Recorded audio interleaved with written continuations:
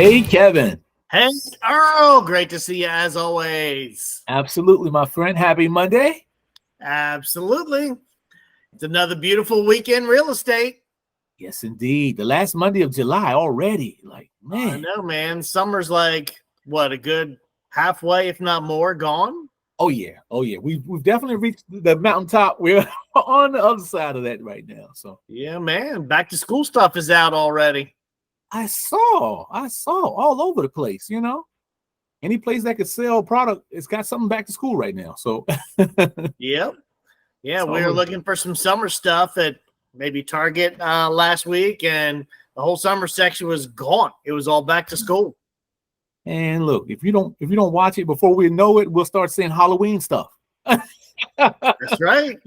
And hey, we're kind of looking forward to the fall this year. It might be a nice fall for real estate. That is correct. The fall is definitely shaping up the way things are going right now to be quite interesting. Yeah, you have our normal statistic updates for what's going on in the market. Yeah.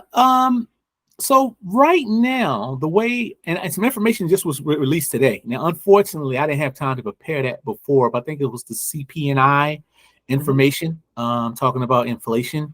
And from what I heard, preemptively, was that it met or exceeded the target, which was good because the Fed meets this week on the 31st, to discuss their outlook, as far as the market goes, housing and things of that nature. But the way everything is lining up, all the Wall Street heavy hitters are betting on us getting our first rate cut in September. Yeah, that's what we're hearing as well. Yeah. We've been getting some good inflation numbers lately, and we've seen some improvements already. When the Fed cuts rates, it doesn't directly impact mortgage rates. It's kind of indirect, but when the Fed cuts rates, it means it's going to be good for mortgages also. Yes. So, we are looking forward to some hopeful rate cuts in September.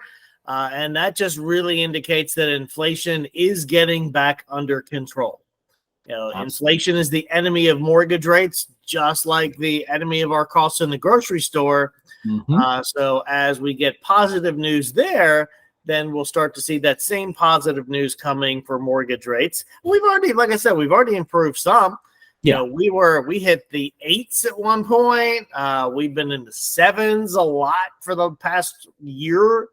And right now, most folks on a conventional 30-year fix can get in the upper 6s. So, that's some really good opportunities. And somebody who's a VA buyer or using an FHA mortgage or something, you're looking at low 6s. Yeah, that's life changing. To be honest, from 7.5, just a couple of months ago, Yeah, that definitely makes a difference in the pocket. it does. It does. So, we're thinking it's going to be a nice fall market, which is a double-edged sword. So, Yes, there's a lot of people that have, for the last year or 2 years, been on the sidelines. Like, well, rates are too high, costs are too high. When those rates start to come down, those people are going to come back into the market. New folks are going to come into the market. The housing supply is still the same. So when you have a lot more folks coming into the market, supply and demand, it's going to push prices at least stable, if not higher. But, we're probably going to see multiple offer situations again. Yeah, absolutely. I definitely see that happening from my standpoint. Because like you said, it's almost creating that perfect storm. What you have happening is a possibility of rates coming down, but then you have all this pent up demand for people who want houses. And something that I saw, and I know you can speak to this fluently, but something that I saw where it was like over the last 2 weeks, it was like a 35% increase in people refinancing their homes. And to me, on the realtor level, that signaled that people saw they had value in their home that they needed to access the money for now. You know what I mean? Instead of waiting. But like you said, it's those same people that was accessing those mortgages who are going to be looking to buy or accessing that bent up equity. They're going to be looking to buy as soon as the position gets right. Yeah. So you're not only going to have the new home buyers and the home buyers, first time home buyers, you're going to have the sellers who are looking to upgrade or downgrade, who've been waiting the whole time just for that right moment. And that the fall of this year could be that time. Yeah. And right now could be that time, before all these people jump back into the market. Mm-hmm. What you may save in a bid on interest rate, you may more than pay for in home price, if you wait 3 to 6 months. Absolutely. And that's the thing too. I put out an article probably about 2 or 3 weeks ago that lumber actually is at its all-time low. So if someone wanted to buy a house and do some refinishing or add some additional, upgrades or maybe a room or what have you. Lumber being at its all-time low right now, it's perfect. And you have time to actually look and think about the type of property that you want. Because when those interest rates twist and everybody decides, hey, I want back in, you won't be able to sleep on it.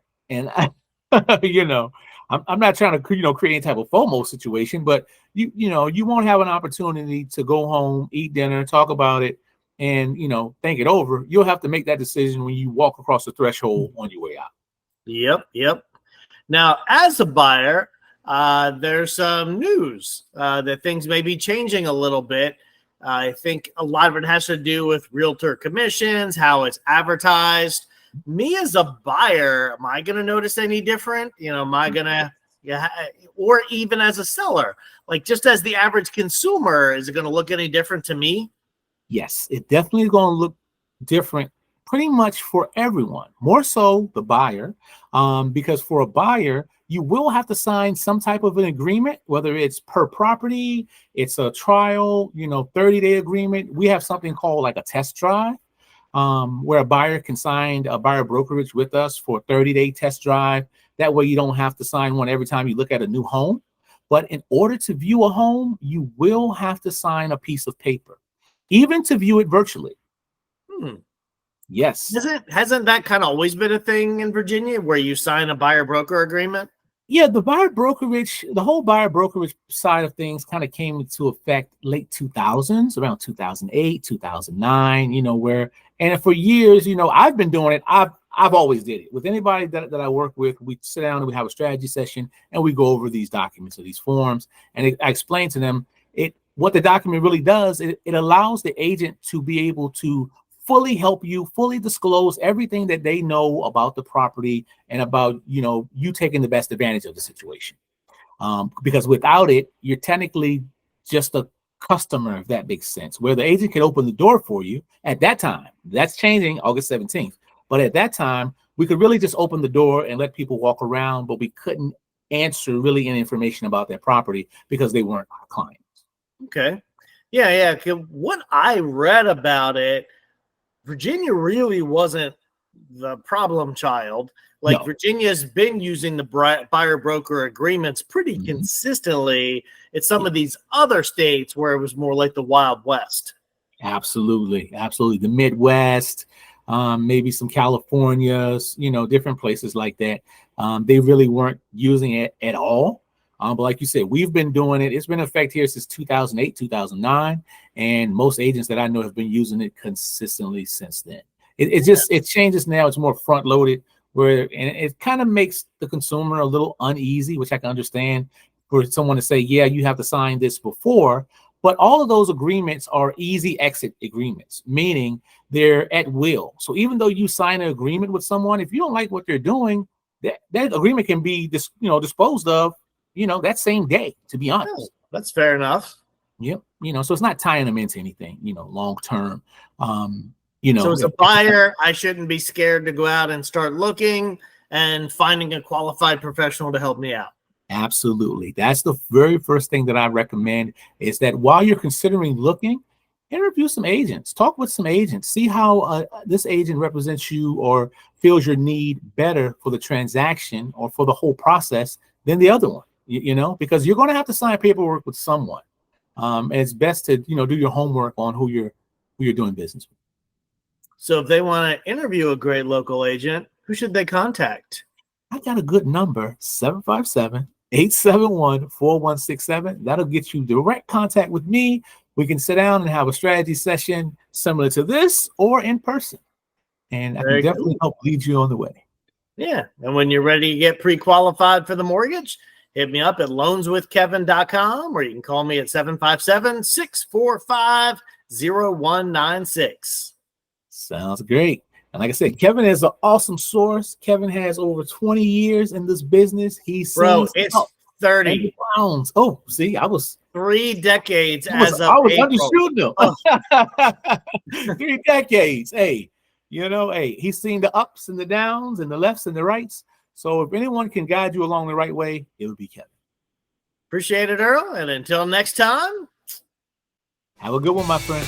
peace.